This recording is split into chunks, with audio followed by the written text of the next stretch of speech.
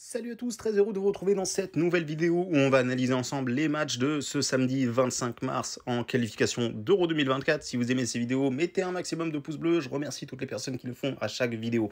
Donc les amis, on va passer chaque match en revue. Avant de passer cela en revue, je vous invite à rejoindre mon canal Telegram. N'oubliez pas, vous avez le lien dans les commentaires ou dans la description. Et là-bas, vous allez pouvoir suivre bien plus de pronostics, en tout cas des pronostics sur lesquels je place personnellement mon argent. Et dans ces vidéos-là sur YouTube, on analyse chaque match pour vous partager nos meilleurs conseils.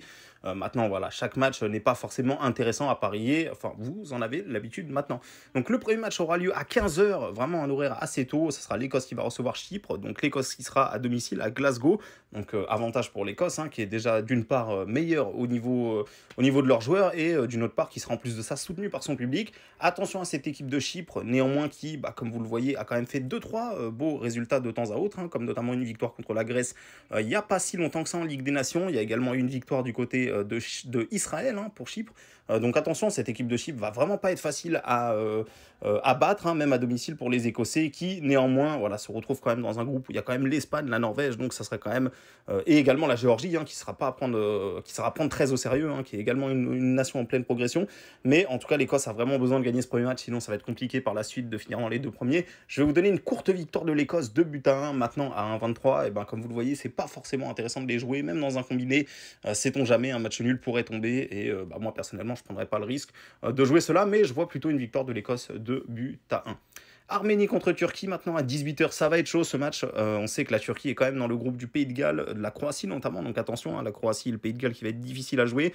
La Turquie qui doit impérativement prendre des points chez cette équipe d'Arménie qui, mine de rien, attention, n'est pas un adversaire facile, même si on pourrait le croire quand on regarde les derniers matchs de l'Arménie, il y a énormément de défaites, mais à domicile, attention, hein, il y a quand même quelques équipes qui se sont souvent cassées les dents là-bas, notamment la Roumanie lors des dernières qualifications de l'Euro, notamment l'Irlande également en Ligue des Nations, donc attention, je m'en méfie, encore une fois, c'est pas des petites cotes que je vous invite à aller chercher, parce que déjà d'une part, en plus de ça, c'est à l'extérieur, et un pari à l'extérieur n'est jamais un pari sûr, et en Arménie, voilà, ça peut être des terrains compliqués, mais je pense que la Turquie devrait néanmoins s'en sortir dans ce match-là. Je vais vous donner 2-0 pour la Turquie en score exact, Turquie à 1,42, c'est pas franchement value, mais encore une fois, c'est ce que je vois sur ce match-là. Un autre match qui aura lieu à 18 h maintenant, ça va être la Biélorussie qui va recevoir l'équipe de Suisse, et on a une équipe de Suisse qui a vraiment un bel effectif, hein. Je pense clairement qu'ils ont moyen de faire quelque chose, et pourquoi pas même de finir premier, parce qu'ils sont dans un groupe largement abordable, où pour ma part c'est la Suisse qui est la meilleure équipe de toutes ces équipes-là, et en Biélorussie ça devrait normalement commencer par une victoire. La Suisse a toujours gagné contre la Biélorussie, hein. Il y a eu 3 confrontations dans leur histoire, il y a quand même beaucoup plus de gros noms, beaucoup plus de talent du côté de la Suisse, donc j'ai du mal à les voir se faire accrocher. Un pronostic qui peut être intéressant, c'est Brahel Mbolo, buteur, hein, donc c'est l'attaquant de la Suisse. Alors vérifiez quand même les compos, mais s'il est en pointe, aligné en pointe comme c'est souvent le cas, eh bien je pense qu'il devrait pouvoir trouver le chemin des filets, surtout face à une équipe de Biélorussie qui est pas franchement forte défensivement, donc je pense qu'il devrait avoir les espaces pour le faire. En score exact, je vois bien un petit 2-0 pour la Suisse qui serait capable de gagner également sans prendre de but, donc pourquoi pas aussi aller chercher Suisse sans prendre de but. Si la cote est intéressante, pourquoi pas, mais en tout cas moi je vous conseille pour cette vidéo YouTube Mbolo, buteur à 1,94.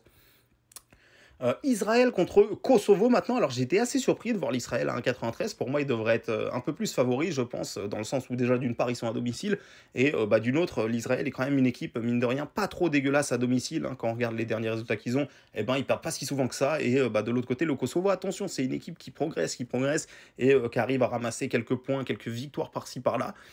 C'est un match assez équilibré, mais dans le sens où l'Israël a quand même plus l'habitude de jouer contre ce type d'adversaire-là, et en plus soutenu par son public, je donnerais quand même un avantage à l'Israël qui, je trouve, a une cote vraiment pas mal. Donc pour ceux qui veulent y aller, je trouve que la cote est plutôt intéressante à 1,93. Pour moi, ça vaut plus ou moins ça, hein. Je pense que l'Israël a à peu près une chance sur 2 de l'emporter. Et dans un groupe comme celui-là, je pense que l'Israël devrait a vraiment intérêt de gagner contre le Kosovo, parce que derrière, on ne sait jamais, ça va jouer la Roumanie, ça va jouer la Suisse. Donc il vaut mieux pas se louper contre des équipes comme la Biélorussie, le Kosovo ou encore Andorre. Donc Israël à 1,93. Une petite victoire 2-1 de l'Israël ne me surprendrait pas, bien évidemment. On reste dans le même groupe du coup avec l'équipe de Roumanie qui va se déplacer en Andorre. Donc Andorre, c'est vraiment l'équipe, la nation la plus faible de ce groupe-là, où aucune équipe a le droit à l'erreur contre eux. Tout le monde va chercher à prendre les 3 points. On a une cote qui est à 1,18 pour la Roumanie. Alors c'est plutôt pas mal, même si ça reste une très très faible cote. J'ai du mal quand même à voir cette équipe de Roumanie se faire accrocher contre Andorre.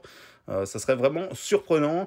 Quelque chose qui peut être intéressant également pour ceux qui veulent aller chercher une belle cote, hein. Donc vous le voyez, hein, la Roumanie a joué 4 fois dans son histoire contre Andorre et à chaque fois, ça a été des victoires par plus d'un but. Moi, j'ai bien envie de partir, pourquoi pas, sur Roumanie gagne à la mi-temps. Ça fait une cote à 1,57, c'est pas dégueulasse, mais je pense que voilà, ça devrait le faire. Pour moi, la Roumanie en 45 minutes, ils ont le temps d'en marquer au minimum 1, voire 2.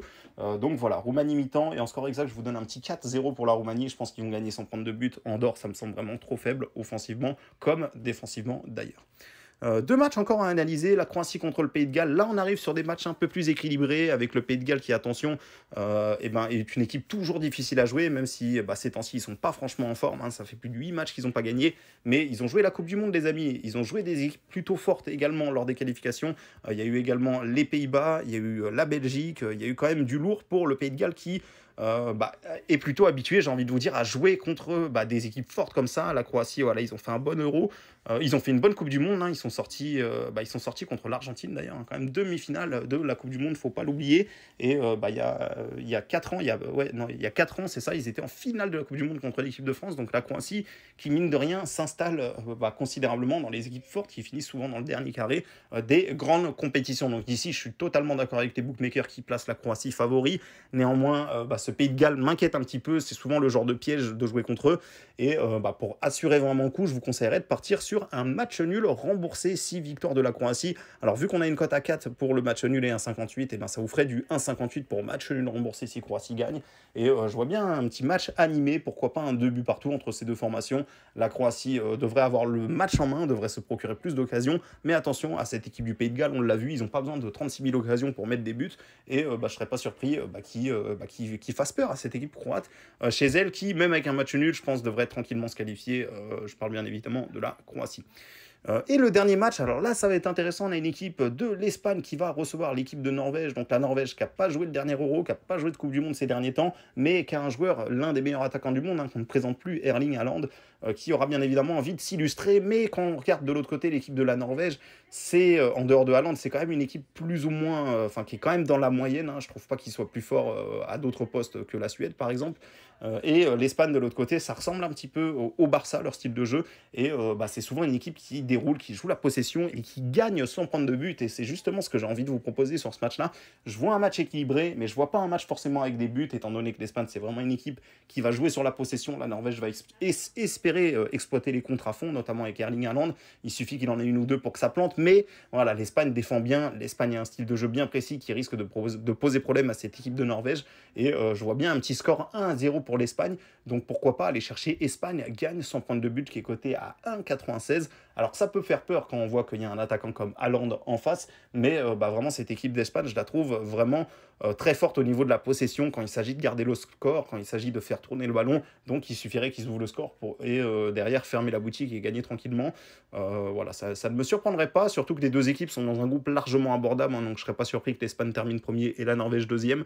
Normalement c'est plutôt logique et la logique devrait être respectée dans ce groupe-là, je pense.